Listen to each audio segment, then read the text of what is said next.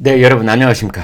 오늘은 이 남자가 살아가는 법 2등 2등 자리가 거의 확정이 돼 있을 때 2등으로서 1등과 밀당을 벌여서 그러한 전략의 대한민국 최고 전문가라고 할 수 있는 사람이죠. 바로 안철수 의원, 안철수 후보. 안철수 후보는 어떻게 막판까지 자기의 생존 전략을 짜고 있을 것인가? 안철수 후보, 그 남자가 살아가는 법.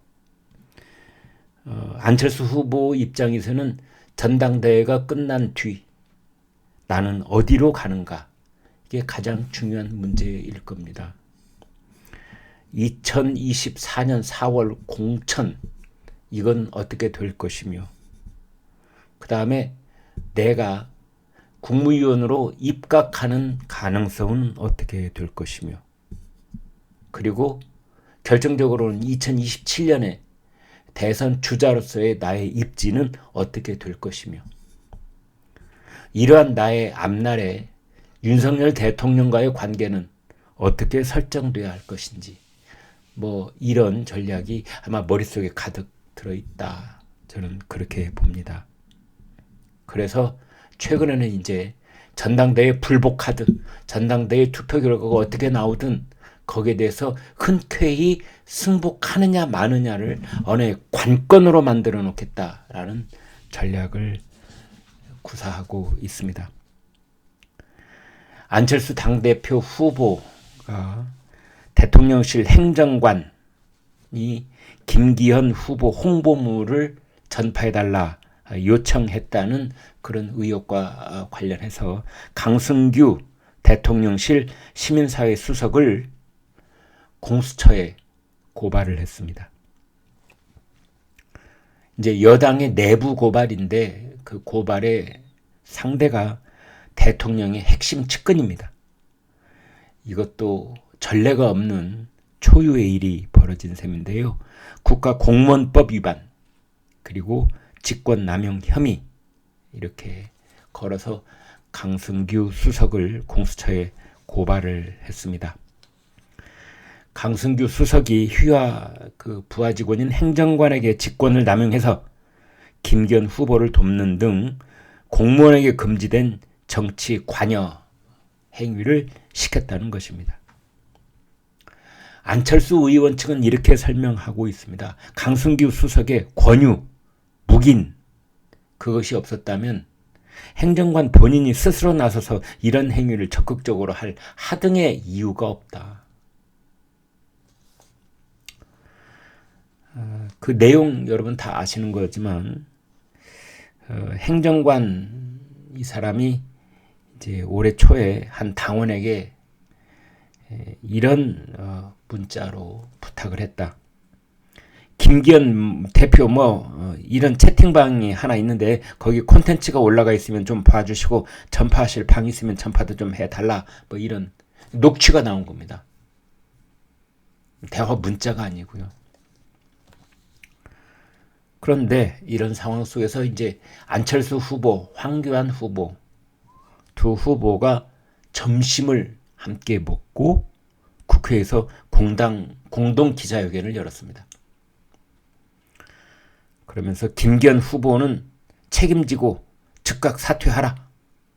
두 사건에 대해서 책임져라. 울산 KTX 땅 투기 의혹, 그 다음에 행정관 이 당대표 선거 개입 의혹 두 사건에 책임을 져라.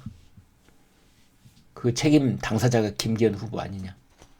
최후 통첩을 날리듯이 그렇게 얘기를 했습니다. 전당대회가 끝난 후라도 반드시 진실이 규명돼야 한다. 이렇게 말을 했는데요. 전당대회가 끝난 후라도 기자회견을 할 시점은 전당대회가 시작도 되지 않았는데, 그러니까 무대에 막이 오르지도 않았는데 무대에 막이 내린 뒤를 얘기하고 있는 겁니다.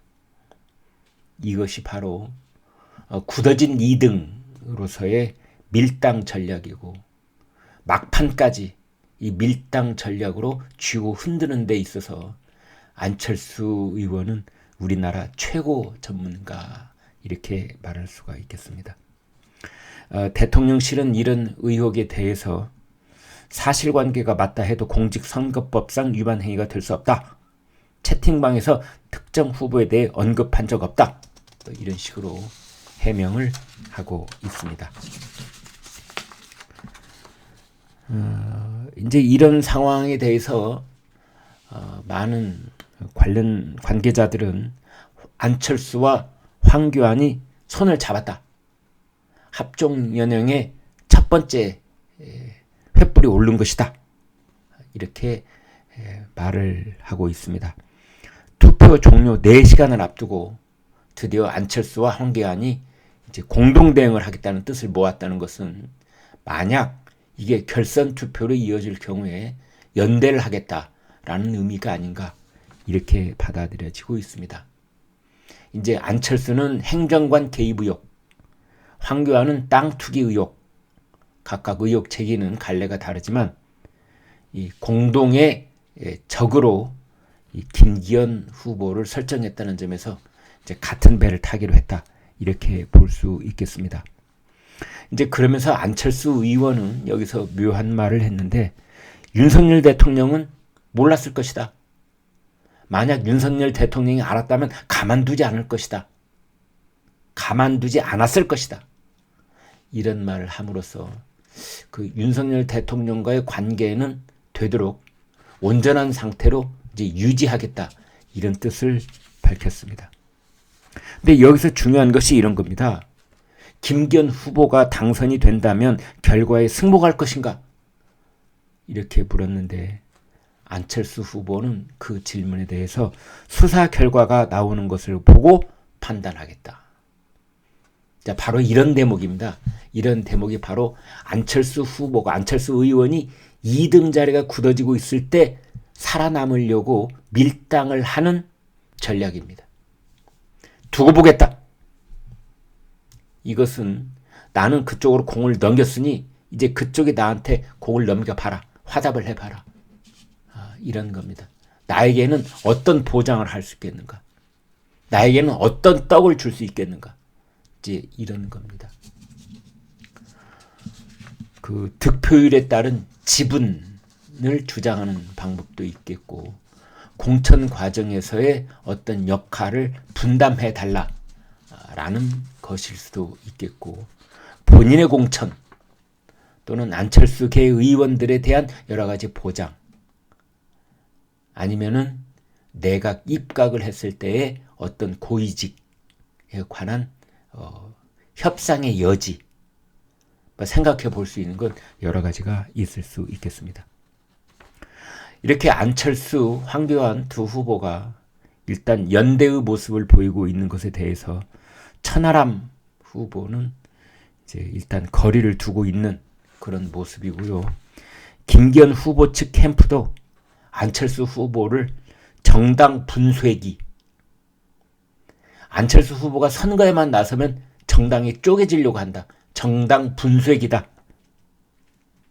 그 다음에 황교안 후보에 대해서는 보수정당 최악의 패배를 겪은 사람이다. 이렇게 비판을 했습니다. 이제 이러한 상황에 대해서 홍준표 대구시장이 한마디 했습니다. 경선이 끝나면 곤란해질 사람이 많겠다. 끝까지 더티 플레이를 하는 모습들은 보기가 참으로 역겹다. 보기가 역겹다. 그런 말을 했습니다. 여러분은 어떻게 보시는지요? 네, 제 말씀에 공감을 하시면 구독, 좋아요 부탁드립니다. 대단히 고맙습니다.